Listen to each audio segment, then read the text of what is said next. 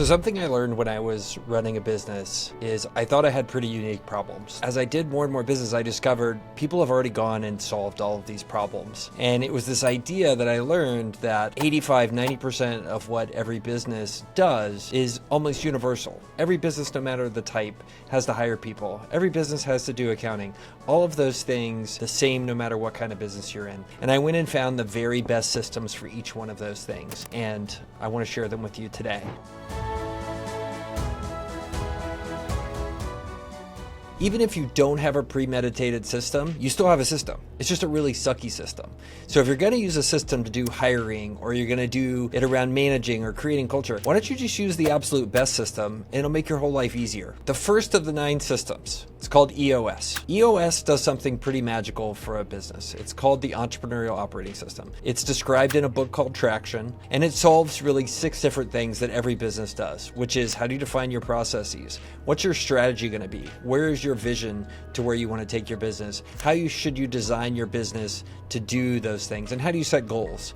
And it gives your small business or any business a roadmap of things to go after. And it basically allows you to say, okay, 10 years from now, I want to be here in my business. And then it sets interim steps. 3 years, 1 year, down to the quarter, and then down to this week, and how you articulate all of that with your team and run that process. So instead of trying to figure out how you're going to do team meetings, instead of figuring out how you're going to do offsites, all that kind of stuff, it just tells you, and you just follow the rules. So imagine what you do with EOS, the book called Traction that we just talked about, in terms of doing strategy, vision, all that kind of stuff. But instead of that, you have the same set of templates and the same set of rules and process that you follow through doing that for marketing, right? How do you make sure customers know that you actually exist? That's what marketing does. And what I love about this book and I love about this system is it's called StoryBrand. And StoryBrand is basically the same thing where you're following the system that's created and you're basically filling out these worksheets that ask you very precise and interesting questions about how you're going to reach your customer, who they are, and all that kind of stuff, and how you're going to talk about your business to be unique and to show the value you have to your customers. And you do that through this system. And it's done by this book called StoryBrand by Donald Miller. And it's basically, what it does is, the beauty of it is it takes the same things that made movies like Star Wars or Harry Potter so popular, and it uses that same kind of universal idea called the hero's journey to turn that into highly effective marketing for your small business. And all the great companies that I work with, they use this to figure out how they're going to separate themselves from the competition. And they just say, hey, here's how our marketing's going to work, and here's how we're going to talk about our business. And they don't worry about how to do all that. They just worry about what the answers are going to be by following this particular system. So you have customers and you want to figure out if they're happy or not, if they're satisfied. Here's the first answer to that question, right? Every business needs to know how their customers feel about the business and feel about the service. There's a real problem. There is no perfect solution for measuring customer satisfaction. They're all terrible, but one of them is less terrible than all the others, and it's called NPS. And you'll see it in lots of different companies use it, and it's very powerful because it just asks one particular question. How likely are you to recommend this product or service to a friend? And basically what you're looking for is this idea that you want people out there who are customers, who are delighted customers, who go and tell their friends about your service and how much they love you. And then that turns into the best possible marketing that you have, these delighted customers who love you. And you use those to offset the people who hate you. And Net Promoter Score is a system that you can use to then turn around, measure how you're doing in the marketplace and how happy your customers are, and therefore what kind of future prospects your business has. And so basically this idea is, and it's beautiful, if you have a high Net Promoter Score, customers do your marketing for you. And it's a genius idea. It's not perfect, but if you're going to measure anything, this is the one I like to measure in terms of satisfaction for my particular businesses. And you can learn more about it. You just buy the book for it. You're noticing a theme here, a guy named Fred Reichheld, and it's called The Ultimate Question 2.0. It talks about Net Promoter Score. You can then turn around and use that in a bunch of different ways, but you can understand by reading this book, like just read it and you'll start to understand, okay, well, I have to measure how happy my customers are because that tells me everything about the future of my business. And therefore, I am going to use this particular system and this particular question inside the business. All right, next system called the Effective Manager. So there are a bazillion management business books out there, and they're all these different kind of highfalutin ideas and how you turn into a great leader and all this particular stuff. but I have never until recently found a book or a system that just tells you, hey, I'm a new manager, here's what you need to do to manage people well. And just lays out the steps, tactic by tactic, and uses those principles and techniques and then says, go do those things. And I think about this as really like what we talked about with EOS or the systems that we've talked about so far, like StoryBrand. Like these are basically workplace templates where you're just like, just do the system and things turn out super well. So I think about this as like EOS, but for being a manager. So anytime I run across somebody who is like a new manager, I say, go buy this book and read it and just do what it says. And this enables you to really drill down and say, here's how you do a one-on-one meeting. Here's how you do a performance review meeting. Here's how you do hiring. Like all of this kind of stuff like ties in together and is just a beautiful book that I highly recommend. All right, system number 5. So we talked about measuring how your customers feel, right? And that's through NPS. There is a system that I like to use to measure how my employees feel. And there's this idea that the highest performing organizations have hugely engaged employees.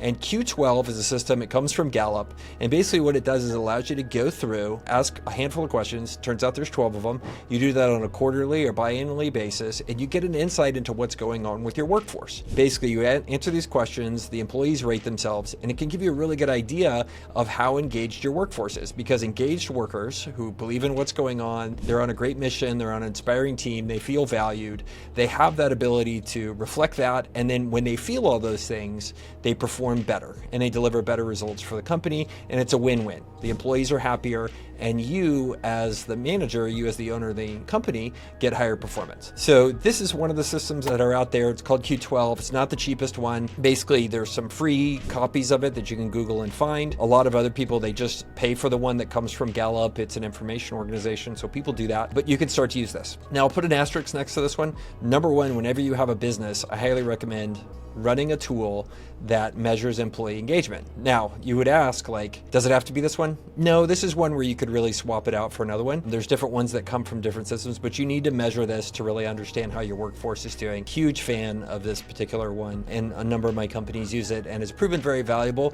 And actually, when we acquire companies, we will measure the Q12 before we acquire them, and then we'll measure the Q12 after we have them for 6 months to see what we've been able to do. And the goal is to quantitatively improve employee engagement, and we'll know that will translate into better performance for the company. Today's sponsor is Employer Flexible. And what Employer Flexible does is really function as a fractional HR department for your company or business. I've used them numerous times in putting together my companies. I've used them when I've bought companies. I've used them when I started from scratch. And basically, when you're moving quickly or when you don't want to spend the time putting together your own HR department, benefits, all that kind of stuff, and you want to get the scale of being part of a larger group, you can reach out to Employer Flexible. And what Employer Flexible does is give you that buying power as if you're part of a bigger group and all that kind of stuff. And for me, I love working with them for numerous reasons. One is I know the owners and a lot of the staff, and they've always treated me super good. And then the second thing is I hate HR. Like I don't enjoy it at all. And this way I can know it gets done right. I get the benefits of having a big, fully staffed HR department and the flexibility of having a vendor like Employer Flexible being there as a partner throughout my journey and making sure that everybody I work with is happy, taken care of, and we can focus on what really matters in our business, which is take care of our customers. So you can find their contact details, locations of their various offices, as well as more details on how they will help your business by going to employerflexible.com. And again, that's employerflexible.com. And thanks to them for sponsoring today's episode. The next system is called Culture by Design. And this is an idea that I really love. And think about what we've done so far, right? It's like EOS, StoryBrand, all these systems I told you about. They're basically like paint by numbers for how you create the organization you want to have.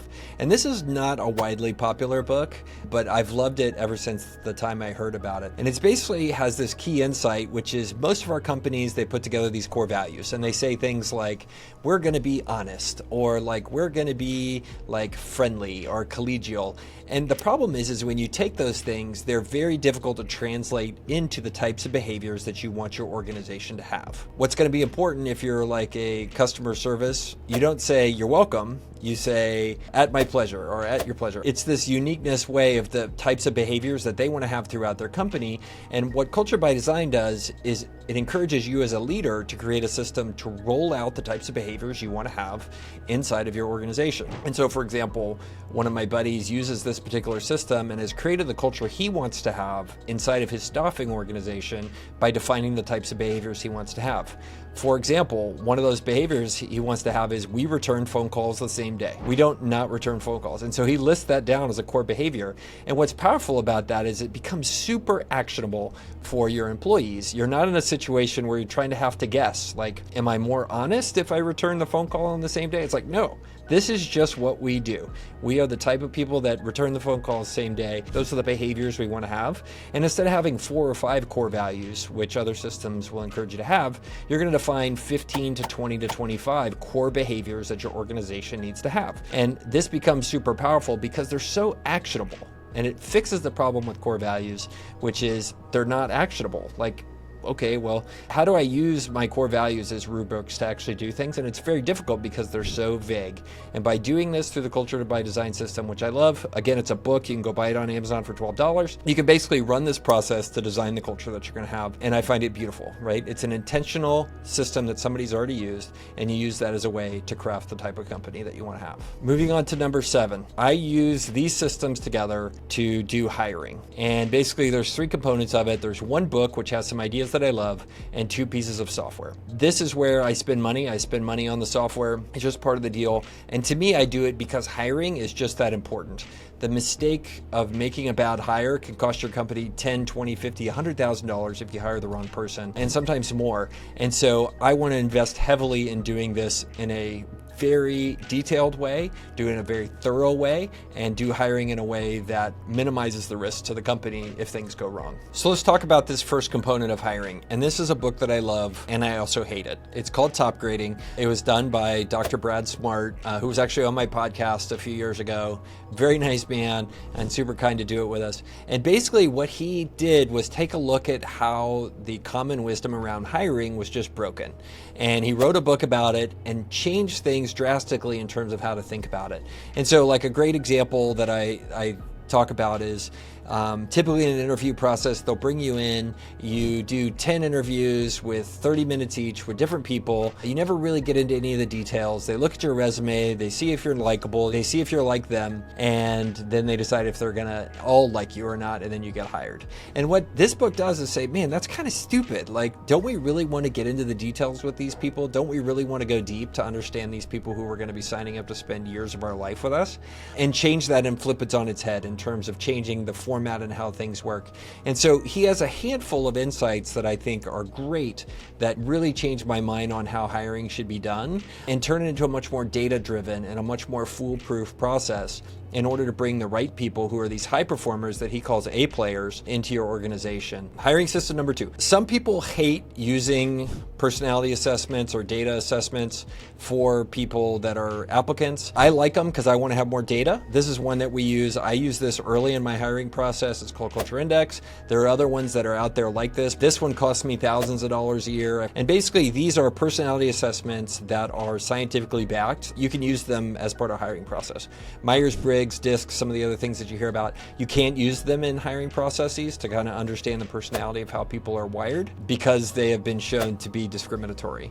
So this is a system that I love called Culture Index, and this is an optional one, but for me it's essential because I want to get a bunch of data in terms of understanding who I'm hiring and how I'm hiring them. And I like it because it really causes me to step back and understand every person is different. And it's my job to find the job that's going to be right for them inside my organization where they can really thrive. So Culture Index is the one I like there. There's other ones out there. Google it. You can find it at cultureindex.com. This one costs money, so it's not suitable for a lot of small businesses, but there are other ones out there, and I encourage you to use this one. Next hiring system is really tied into what the data says, which is, frankly, the right mental mindset, the mental RPM is the right thing that you need to have, and the right job skills are what you need to have in order to do really well on a job. So for me personally, I want to have people on my team that are quick, that get stuff done quickly, that can mentally jump through the cognitive challenges that we have. So I use this one, cognitive assessment through Criteria Corp. They also have job skills tests for things like writing or accounting and that sort of thing. And so we use these. I like them a lot. We did a survey of the different ones that were out there.